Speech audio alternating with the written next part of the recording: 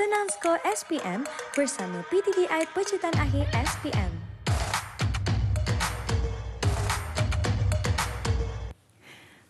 Belajar sekejap je dah faham dengan PTTI. Saya Tia Arifin dan anda sedang menonton PTTI Pecutan Akhir SPM. Untuk yang pertama kali, Tia nak bagi tahu, PTTI ini adalah pusat tuition online yang memegang rekod pelajar paling banyak skor semua grade A dalam SPM. Hebat kan? Sebab itulah PTTI diiktiraf oleh Malaysia Book of Records.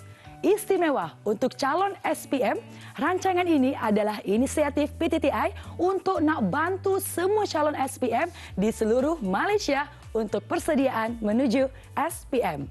Sebelum kita nak mula kelas, Tia nak kongsikan dulu kisah adik Danis Atari yang dulunya struggle sangat dan juga gagal kimia.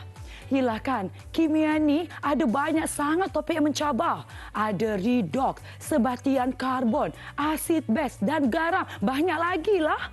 Tapi selepas belajar di sekolah dan juga menerima bimbingan saat akhir dari PTTI, Danish berjaya ubah grade gagal dia tu ke A- SPM dalam tempoh yang singkat.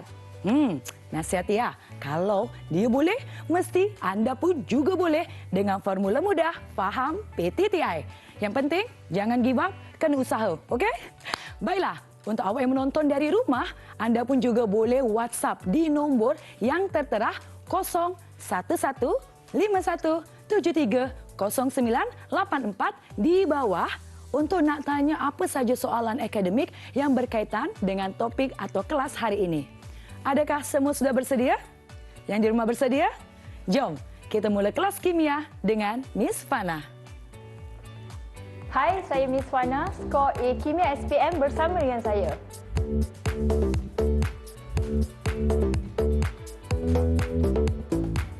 Okey, hai, Assalamualaikum warahmatullahi wabarakatuh dan selamat pagi untuk murid-murid yang berada di rumah dan juga di studio. So hari ini kamu semua akan bersama dengan Miss untuk subjek kimia.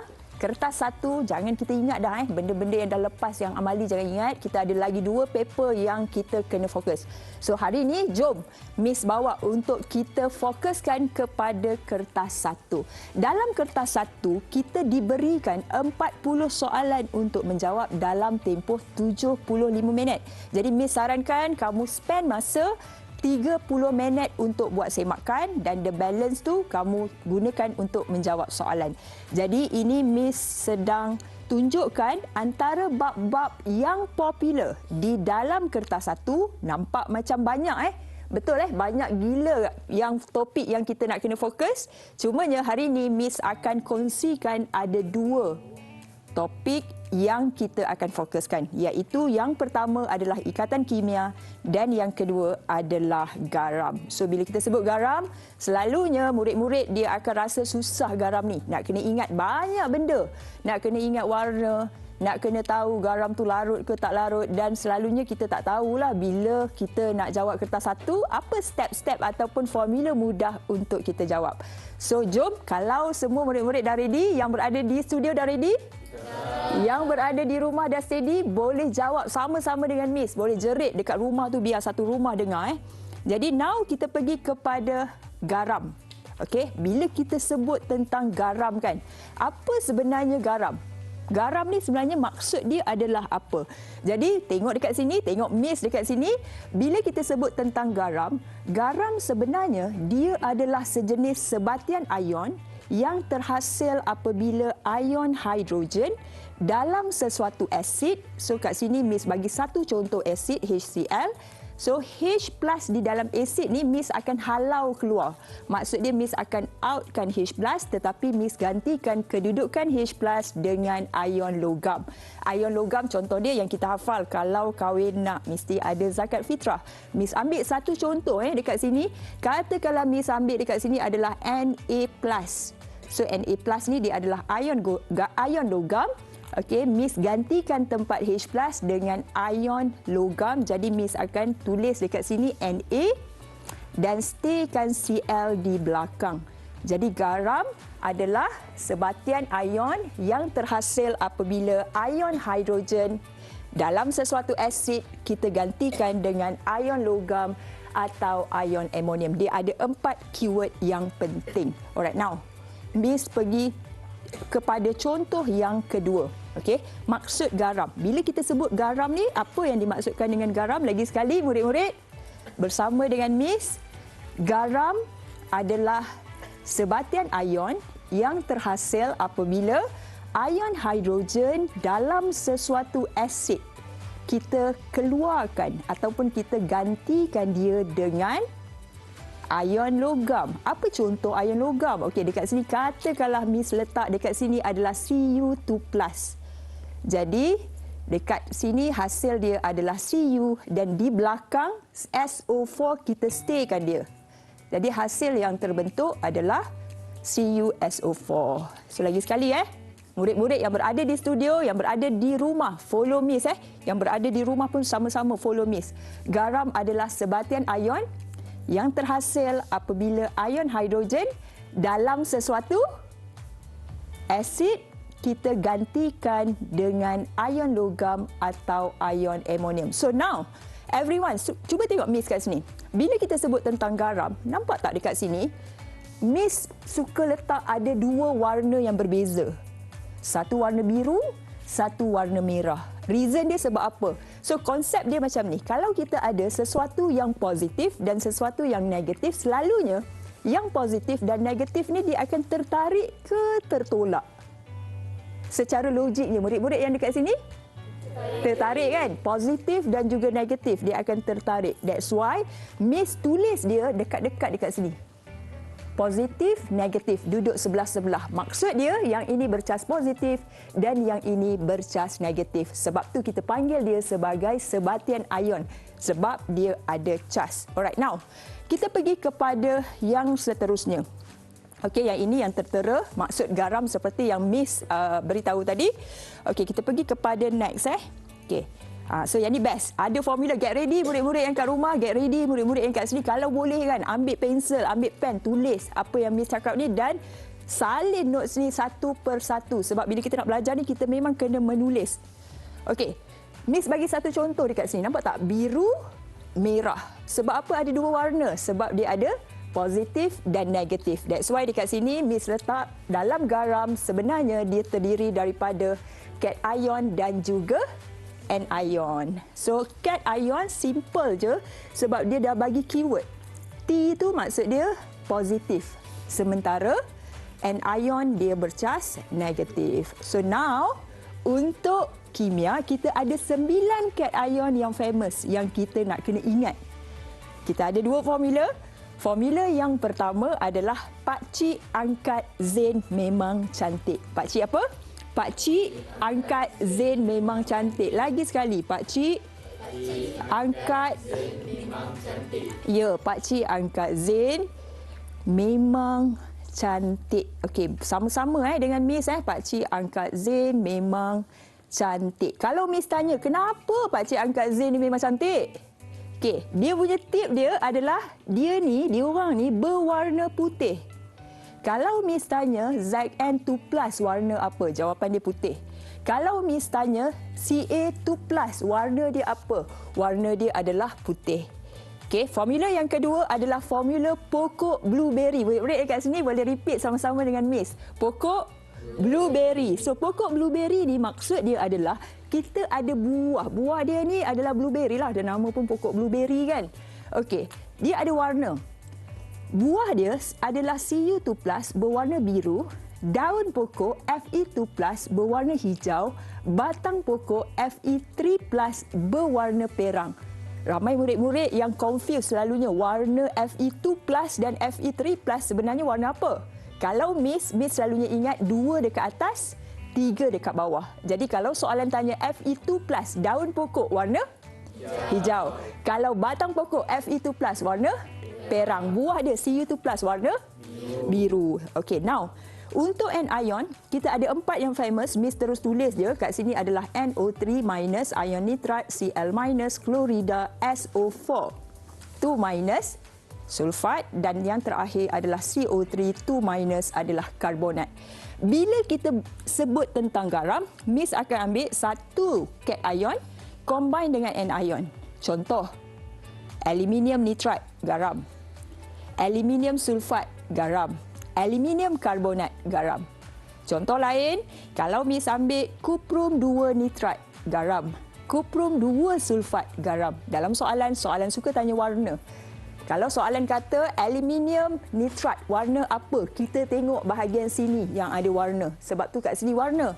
Jadi kalau Miss ada aluminium nitrat, dia berwarna putih. Aluminium klorida berwarna aluminium sulfat berwarna ferrum 2 nitrat berwarna hijau. Yes, pandai. Ferrum 2 klorida berwarna ferrum 2 sulfat berwarna yes, pandai murid-murid yang berada di rumah. Alright, next kita pergi kepada jenis garam.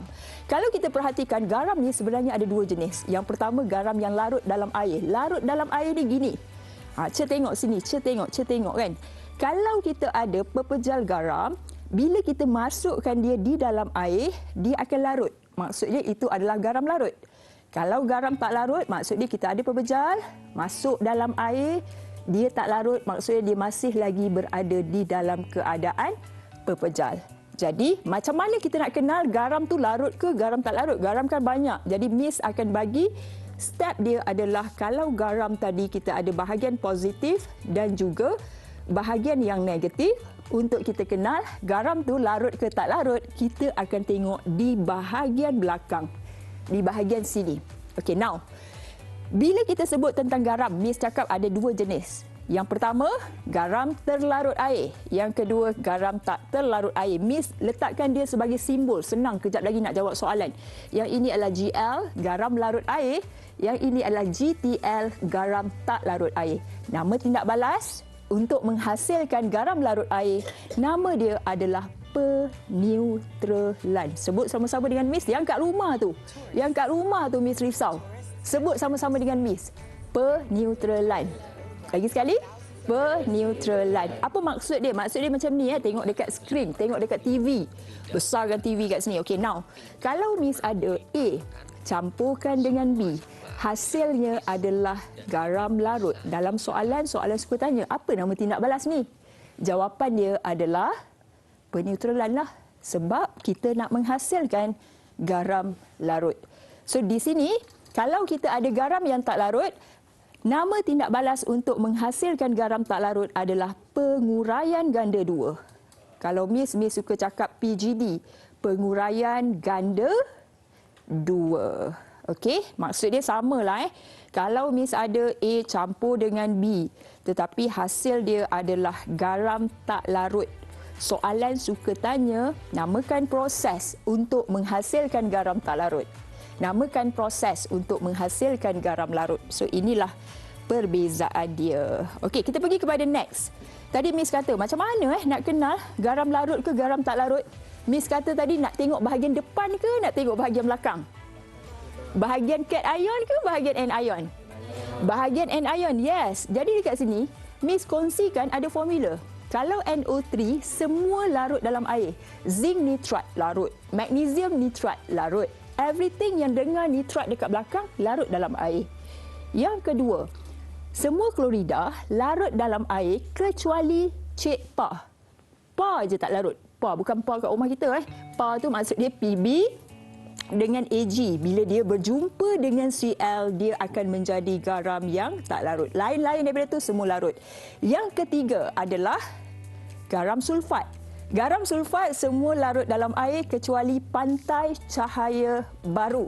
Pantai adalah PB, cahaya adalah Ca kalsium dan baru Ba adalah barium. Lain daripada itu, semua adalah larut. Dia kena praktis sikit yang ni, formula ni. Yang keempat adalah garam karbonat. Semua garam karbonat tak larut dalam air kecuali anak. Okey? So kita test. Yang ni dia memang kena ingat kalau boleh tangkap layar daripada televisyen yang berada di rumah untuk kita buat revision. Kita tengok contoh soalan. Dalam soalan kata garam manakah yang boleh disediakan melalui penguraian ganda 2? Keyword dekat sini adalah penguraian ganda 2. Kalau penguraian ganda dua, garam larut ke garam tak larut tadi? Garam tak larut. Yes, maksud dia kita kena cari soalan yang merujuk kepada garam tak larut. Miss akan tengok belakang lah. Jadi kat sini kalau Miss tengok belakang, semua nitrat larut dalam air. Jadi yang ini salah. Jadi jawapan dia adalah barium sulfat. Okey, senang kan? Kalau kita ingat. Menariknya. Kena ingat je formula geng pakcik pokok blueberry. Geng pakcik pokok blueberry.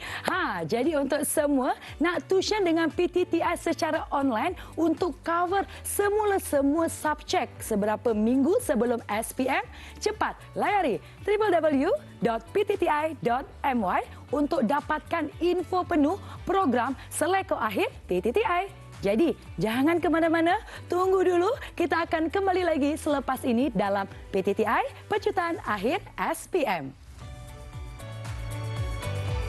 Layari ptti.my sekarang bagi seleko saat akhir SPM.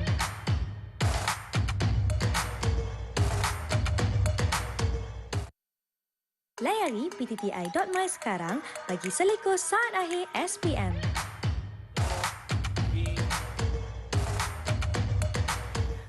Belajar sekejap je dah faham dengan PTTI. Saya Tia Arifin dan anda sedang menonton PTTI Pecutan Akhir SPM. Subjek hari ini ialah Kimia dengan Miss Fana PTTI.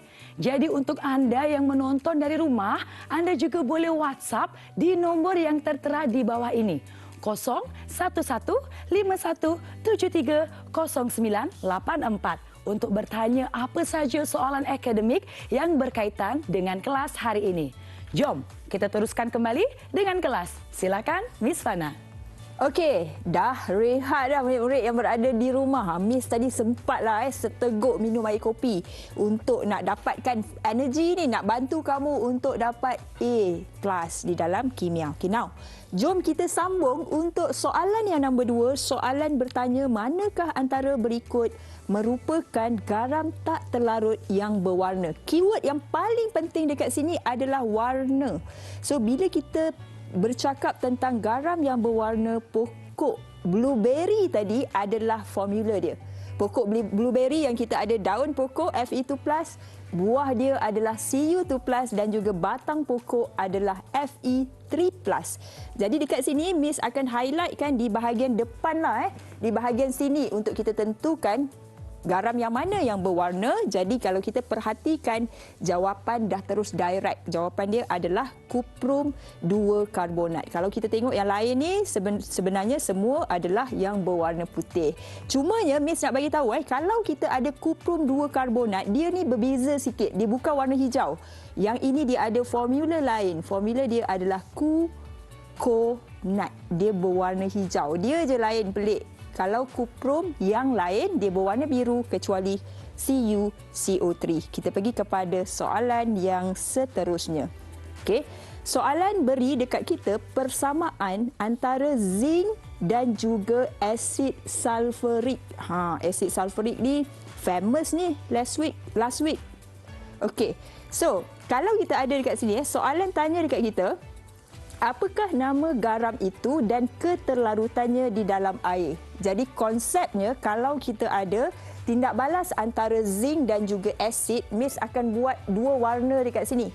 Aim kita di dalam kimia, kalau kita ada positif dan negatif, kita nak pisahkan dia. Jadi apa yang berlaku? Tengok tangan Miss dekat sini. Bila kita ada zinc single, zinc yang single ni dia sebenarnya dia akan rampas SO4 untuk menghasilkan, hasil dia adalah zinc SO4. Sementara yang H dekat sini, dia akan tinggal single dekat sini. Jadi hasil kita adalah zinc SO4, dan kalau kita tengok zinc sulfat, dia sebenarnya larut ke tak larut? Kita tengok bahagian belakang tadi. Formula semua sulfat larut di dalam air kecuali pantai cahaya baru. Jadinya zinc sulfat dia merupakan garam yang larut di dalam air. Jawapan dia adalah A. Kita pergi kepada soalan yang seterusnya. Soalan nombor 4. Soalan ni dia bagi 2 keyword dekat kita ni sebenarnya. Soalan bagi, dia kata garam T ditambah ke dalam air. Kalau kita perhatikan, dia macam ada biji-biji hitam kat sini. Bila dia masuk je dalam air, hilang. Membawa maksud garam kita sebenarnya dia adalah sejenis garam yang larut. Miss tulis kat sini GL. Okey, dan kalau kita perhatikan bila garam kita ni masuk di dalam air, dia membentuk larutan yang tidak berwarna. Okey, soalan dah bagi kat sini, kalau tak nampak Miss zoom sikit. Sini adalah larutan yang tidak berwarna, membawa maksud garam kita merupakan garam yang berwarna putih. Sebab kalau garam tu dia berwarna biru sebagai contoh. Bila masuk di dalam air, kalau dia larut, dia akan menghasilkan larutan yang berwarna biru lah. Jadinya dekat sini kita tengok pilihan jawapan yang ada. Okey. Yang pertama tadi garam larut. Jadi Miss dah pangkas siap-siap di sebab yang ini adalah kalsium karbonat. Semua garam karbonat tak larut dalam air. Betul kecuali anak. Jadi tak betul lah jawapan dia kat situ. Yang seterusnya kita nak cari garam yang berwarna putih ataupun yang tak ada warna. Jadi ferrum dekat sini, kan pokok tadi, kuprum 2 kat sini, pokok juga, tak betul jugalah. Jadi jawapan dia adalah natrium klorida. Natrium klorida ni yang kita makan kat rumah tu, yang masin rasanya. Okey, kita pergi kepada soalan yang nombor 5. Soalan nombor 5, yang ini straightforward, soalan tanya apakah yang dimaksudkan dengan garam. Garam adalah, ingat tadi, sebatian ion yang terhasil apabila ion hidrogen dalam sesuatu asid digantikan dengan ion logam atau ion amonium. Jadi jawapan dia adalah D. Okey, dia memang dah bagi straightforward lah maksud kat sini Maksud bagi garam. Kita pergi kepada next. Yang ini dah masuk dah topik lain. Yalah, bila kita nak jawab kertas satu ni, kita tak boleh mahir satu topik je. Banyak topik kita kena mahir. Okey, Miss nak kongsikan dalam ikatan kimia bab 5 form 4 ada 5 jenis ikatan yang kita akan belajar. Hari ini kita fokus kepada ikatan ion dan juga ikatan kovalen dahulu. Okey, kata kunci. Miss nak start ni untuk ikatan ion dan juga ikatan kovalen. Bila kita bercakap tentang ikatan ion, keyword dia adalah pemindahan elektron daripada atom logam kepada atom bukan logam. Maksud dia dekat sini, bila kita bercakap tentang ikatan maksudnya dia kena ada dua pihak. Kalau kita seorang-seorang kita nak ikat dengan siapa? Jadi bila kita cakap ikatan, mestilah ada dua pihak. Contoh, Miss dengan murid-murid kat rumah. Dua pihak Jadi kalau ikatan ion, maksud dia ikatan itu terbentuk antara atom logam dan juga atom bukan logam. Sementara kalau ikatan kovalen, ikatan itu terbentuk antara atom bukan logam dan juga atom bukan logam. Keyword bagi ikatan ion adalah pemindahan elektron. Miss nak bagi satu formula. Formula dia adalah acidon. Formula dia apa? Acidon. Yang dekat rumah boleh follow Miss juga. AC ni maksud dia accept, terima. Don ni maksud dia donate, derma. Sementara untuk ikatan kovalen, keyword dia adalah perkongsian elektron. Dia tak ada perkataan acidon. Kalau ada, maksud dia salah. Untuk kovalen, dia punya keyword adalah perkongsian elektron. Okey, now kita pergi kepada ikatan ion Nama pun ion kan. Jadinya dekat sini, ikatan ion ni dia terbentuk antara ion positif dan ion negatif. Contoh, Miss buat dekat sini, sini positif, sini adalah negatif. Positif, negatif selalunya dia akan tertarik ke tertolak? Tertarik kan? Jadi bila tertarik, maksud dia daya yang terbina antara positif dan negatif tu, kita namakan daya tersebut sebagai daya elektrostatik. Repeat dengan Miss lagi sekali, murid-murid yang kat rumah ni Miss risau ni. Daya apa? Yes, daya elektrostatik dan sifat dia adalah kuat. That's why kalau kita nak pecahkan ikatan tu, nak mengatasi ikatan tu, kita memerlukan haba yang kuat. That's why dia punya takat lebur, takat didih dia adalah tinggi. Sementara untuk sebatian kovalen yang terbentuk, dia mempunyai daya van der Waals yang lemah antara molekul, dan disebabkan daya dia adalah lemah, dia mempunyai takat lebur, takat didih yang rendah. So yang tiga ni, takat lebur, takat didih, kekondaksian arus elektrik dan keterlarutan, yang ini merupakan sifat fizik sifat fizik bagi sebatian ion dan juga sebatian kovalen. Kalau sebatian ion dia dapat mengkondaksikan arus elektrik, Kalau sebatian ion, dia larut di dalam air dan tidak larut di dalam pelarut organik. Kalau sebatian kovalen, sebaliknya. Kalau Miss selalunya akan hafal, faham dulu, baru hafal yang satu je, sebelah je. Jadi yang sebelah sini kita terbalikkanlah.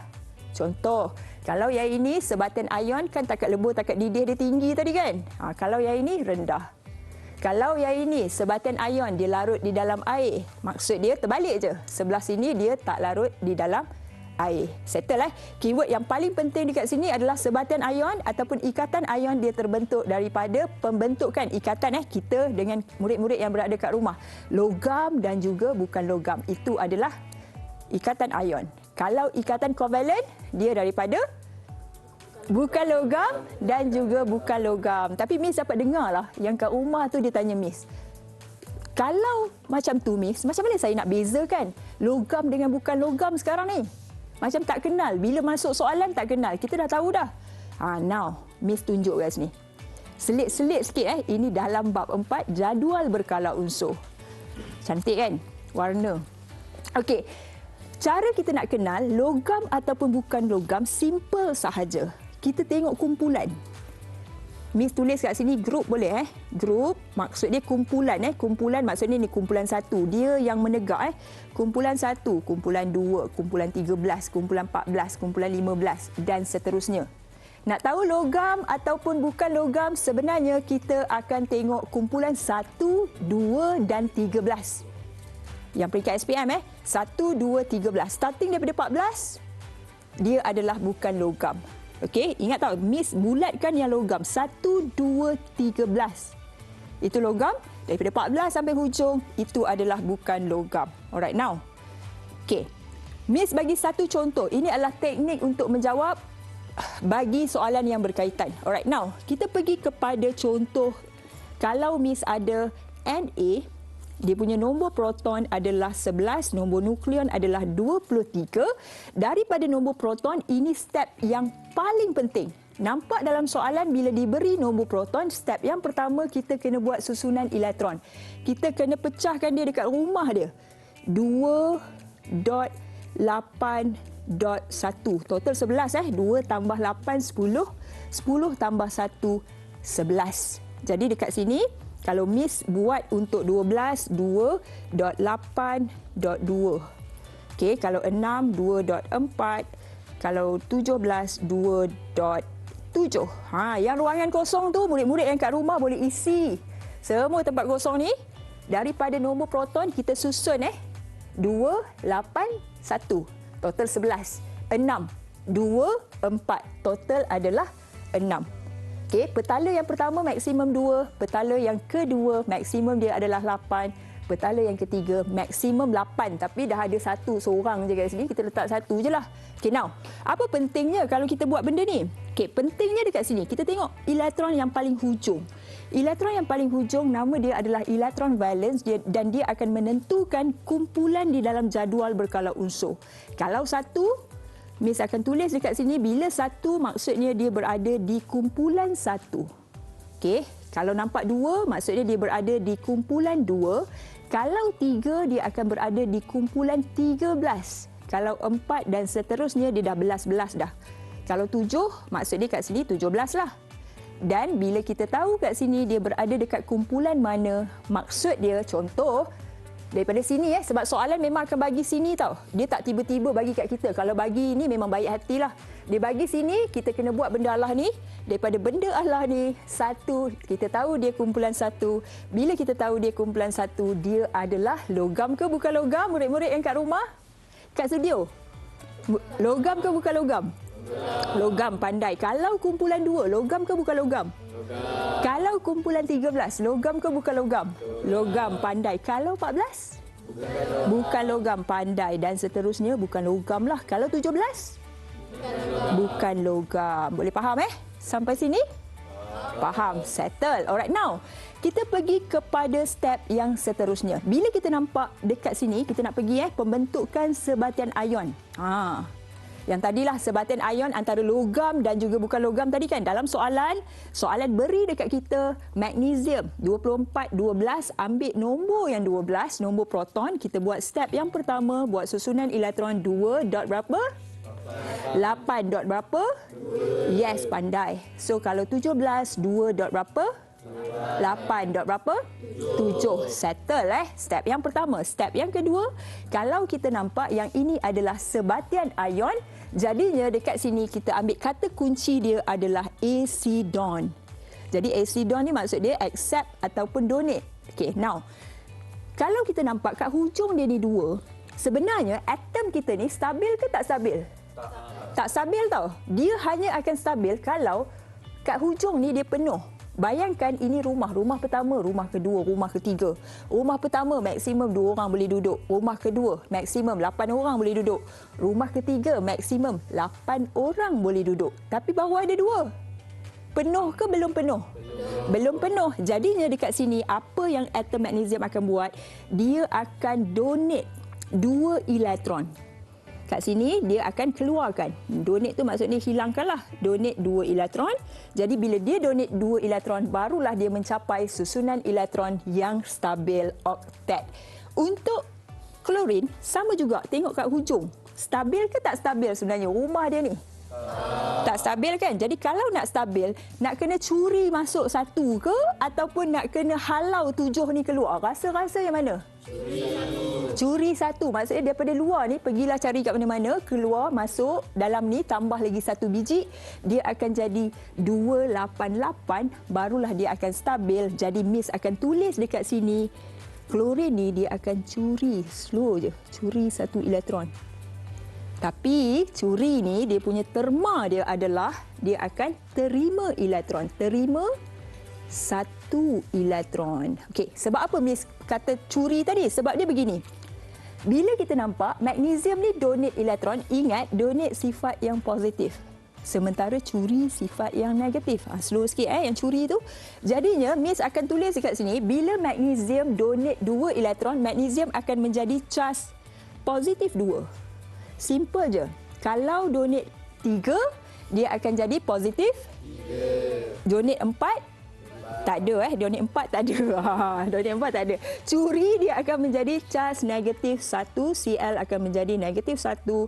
Jadi bila Mg combine dengan Cl, kita akan crosskan nombor dia. Nombor 1 dan juga nombor 2. 1 kat sini, 2 kat sini. Jadi Miss akan tulis MgCl2.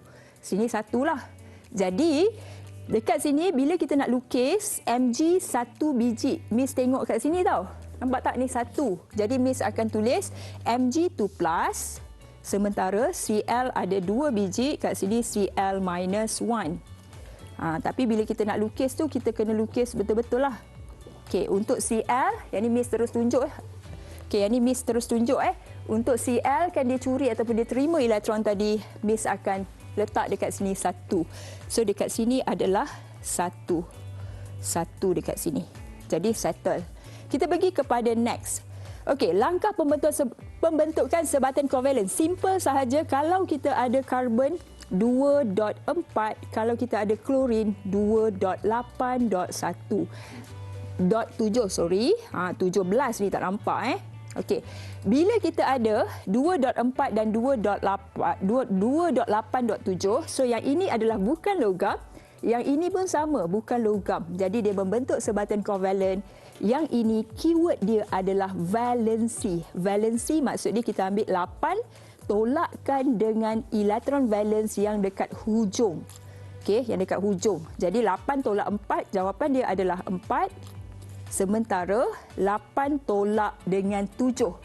Sini 8 tolakkan dengan 7. Jadi jawapan dia adalah 1 bila karbon combine dengan klorin. Dia akan menghasilkan dekat sini adalah 1 sini, 4 sini. Settle untuk sebatian kovalen. Senang kan? Wow, Memang senang kan? Acidon ialah accept donate. Ternyata senang kimia ni kan. Tia pun rasa di sini yang tengok pun excited nak belajar. Apakah lagi yang kat rumah pun mesti lagi excited bukan? Okey, nak tuition online dengan PTTI? Joinlah Seleko Akhir PTTI. Program online ini cover semua subjek dari kosong beberapa minggu sebelum SPM. Layari terus www.ptti.my sekarang untuk info penuh Seleko Akhir dan juga untuk seterusnya, kita nak belajar lagi. Apakah itu? Tunggu dulu dan kita akan kembali lagi di PTTI Pecutan Akhir SPM. Layari ptti.my sekarang bagi Seleko Saat Akhir SPM.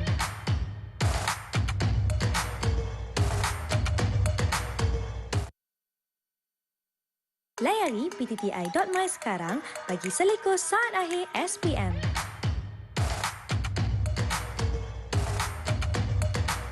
Okey, kembali semula bersama dengan Miss untuk subjek kimia. Kimia senang kan? A+, semua murid-murid yang berada di rumah. So, sebelum Miss continue kita punya soalan-soalan kita, Miss nak jawab soalan daripada Nuri. Miss nampak tu. Soalan daripada Nuri di negeri Sabah. Oh, Nuri tanya dekat Miss. Miss, macam mana kita nak bezakan susunan elektron yang duplet dan juga oktet? Bagus soalan daripada Nuri ni. Okey, macam ni. Bila kita dengar perkataannya adalah duplet. Bukan dup, itu berbeza tu. Duplet tu maksudnya 2. Sementara oktet tu maksud dia 8. Bila kita bercakap tentang susunan elektron yang duplet, maksud dia punya susunan elektron dia dah stabil 2 macam ni. Kalau oktet, stabil juga tapi belakang dia 8. 2.8. Yang ini adalah oktet. Nuri boleh faham maksud Miss dekat sini, Nuri yang berada di Sabah tadi. So yang ini adalah duplet dan yang ini adalah oktet. Kesilapan ramai murid-murid adalah dia confuse kalau soalan bagi 2.8.2. Dia kata, Miss, yang ini pun 2 juga, Miss. Adakah yang ini susunan elektron yang stabil duplet? Jawapan dia adalah murid-murid yang berada kat studio rasa macam mana? Tak kan? Sebab apa? Sebab ini rumah yang ketiga, maksimum boleh isi 8 orang. Baru ada 2 orang, jadi dia belum stabil. Bila kita bercakap tentang oktet dan juga duplet, maksud dia rumah tu dah penuh. Okey, rumah dah penuh. Miss menjawab soalan daripada Nuri. Thank you juga bagi murid-murid yang bertanya soalan dekat Miss. Okey, now kita pergi kepada soalan yang berikutnya. Best soalan ni Soalan beri dekat kita nombor proton bagi atom bagi unsur P, Q, R dan juga S. Soalan tanya antara yang berikut yang manakah membentuk sebatian kovalen. Step yang pertama macam yang Miss cakap tadi, bila kita nampak nombor proton, jangan duduk termenung macam tu je. Kita kena tukarkan dia menjadi susunan elektron. Bila nampak 2, tulislah 2. Kalau 6, 2.4. Kalau 8, 2.6. Kalau 13, 2 dot. Yang murid-murid di sini? 8. Dot? Yes. Alright, now. Bila kita cakap kovalen tadi maksud dia bukan logam berjumpa dengan bukan logam. Kita fokuskan kepada yang duduk dekat hujung. Kita nak cari logam. Jadinya Miss akan tulis kalau 2, kumpulan 2 dia adalah sejenis logam. Kalau 4 dia adalah sejenis bukan logam. Kalau 16, kumpulan 16 bukan logam. Kalau kumpulan 13 dia adalah sejenis logam. Jadi jawapan dia adalah R dan juga Q. Jadi yang mana satu ni jawapan dia ni? Jawapan dia adalah B. Alright. Soalan yang seterusnya, pandai. Kita pergi kepada soalan yang seterusnya. Soalan beri dekat kita. Unsur P dan unsur Q bertindak balas untuk membentuk sebatian kovalen lagi dengan formula PQ2. Okey, dia dah bagi dekat kita PQ2. Kovalen tau. Jadi bila kovalen maksudnya pilihan jawapan kita mestilah, Miss besarkan kat sini, mestilah bukan logam dan juga bukan logam. Ingat first step kita tengok yang hujung je. Sebab tu sangat penting ni tengok yang hujung. Kalau Miss dekat tempat kamu kan, Miss akan salah dah ni. Sebab apa? Sebab ni kumpulan 2. Kumpulan 2 sebenarnya logam ke bukan logam? Logam dah tak betul dah. Dia tanyakan kovalen tadi. Jadi ini kumpulan 1. Dah salah juga. Jadi now antara pilihan B dan juga C, Miss akan buat satu persatu. Miss tengok B dulu. Dia ada 4, 2, 4 dengan 2, 6 kan? Miss buat macam ni. 2.4, 2.6. Sini adalah P, sini adalah Q. Dalam kertas satu nanti janganlah macam perfectionist sangat. Kita buat step table ni. Okey, bila macam ni kita tengok yang bahagian hujung untuk sebatian kovalen tadi, formula dia adalah valensi. Valensi tu maksud dia vacancy, kekosongan dekat hujung. Formula 8 tolak hujung. 8 tolak hujung. Jadinya bila kita ambil 8 tolak dengan 4, jawapannya adalah 4. Bila 8 tolak dengan 6, jawapannya adalah 2. 4 dan 2 kita boleh permudahkan. Jadinya dekat sini Miss akan tulis 2, sini adalah 1. Jadi apabila P combine dengan Q, kita akan crosskan nombor. Daripada 2 bawa bagi dekat Q. Jadi kat sini 2, daripada 1 bagi dekat P. Nampak macam sama? Sama tak yang ini dengan yang soalan bagi? Sama kan? Jadi jawapan dia adalah B. Selesai. Alright, now kita pergi kepada contoh soalan yang berikutnya. Okey, soalan nombor 3. Ni berbeza bentuk, dia bagi macam ni pula. Dia bagi bentuk bulat-bulat pula kan. Ada orang yang dia fobia tengok bulat-bulat. Banyak-banyak ni. Okey, now nak kena buat apa Miss? Bila nampak bulat-bulat ni, saya ni fobia tengok bulat-bulat ni. Jadi step yang pertama adalah kita kena mengira. P yang dekat sini, kira. 1, 2, tulis kat sini. 2, dot. 1, 2, 3, 4, 5, 6, 7, 8. Kira dan tulis. Itu sahaja. 2.8.1. Miss bukan macam teka-teka ke ingat tau. Miss just tengok soalan sahaja. 2 kat sini. Kira 8 biji kat sini. Kat sini adalah 1 kat sini. Selesai. Dan kita buat untuk Q pula. 2. Okey. Dot. 1, 2, 3, 4, 5, 6, 7, 8. 8. Dot. 1, 2. 2. Settle. Kita buat untuk R. 1, 2, 2, dot 6. Settle dekat situ.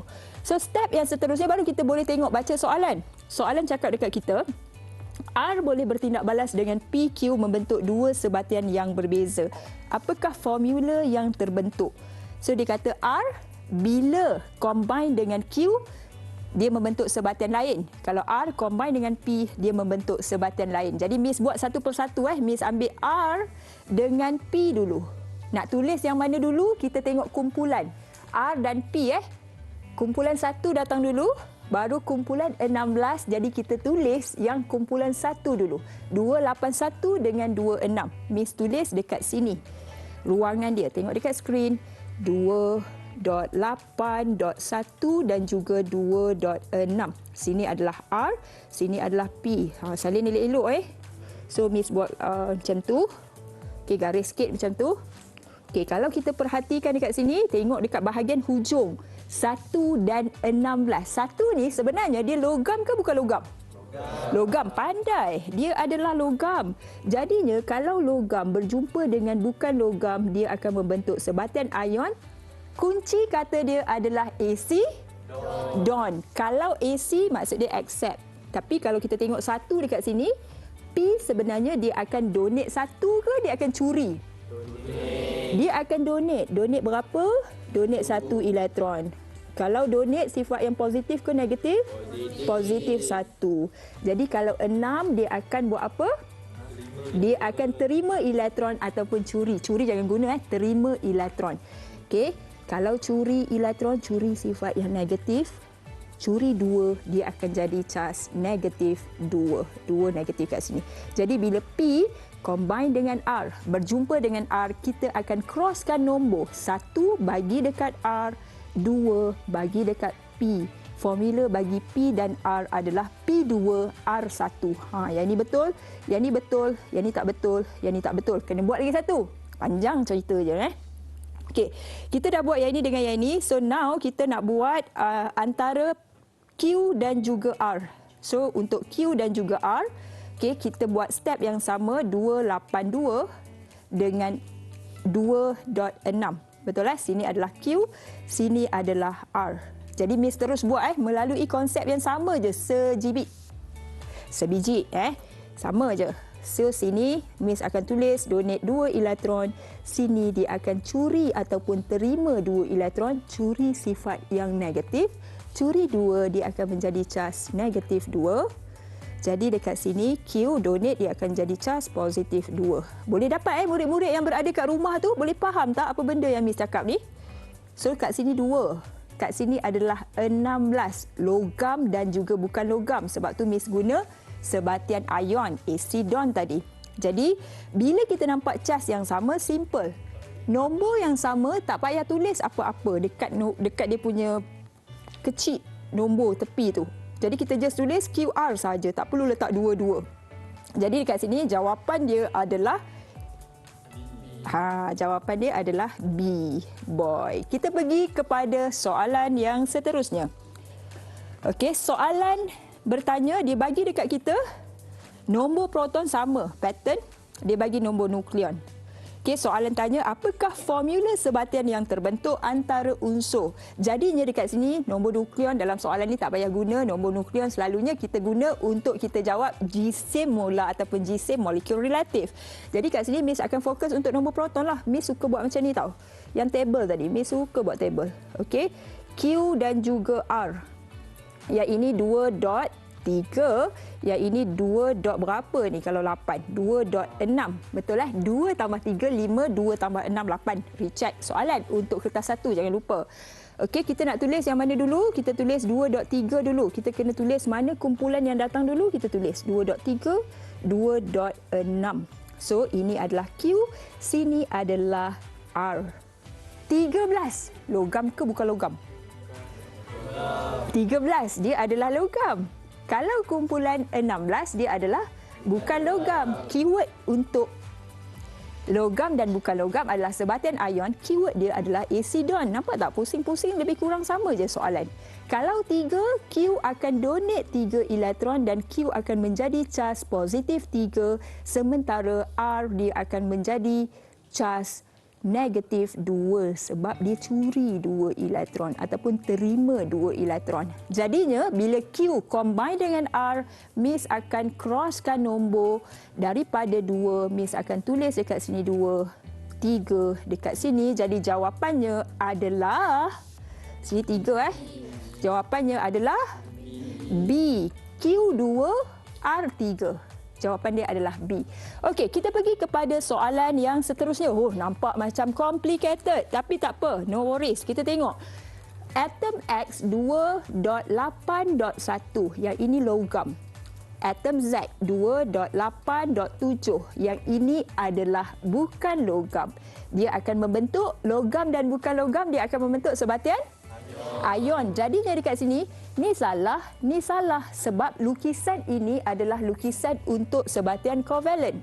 Kalau sebatian ion, dia mesti ada cas. Cumanya kita nak pilih yang A ke yang B. Dekat sini kita kena tengok dia punya bilangan dia.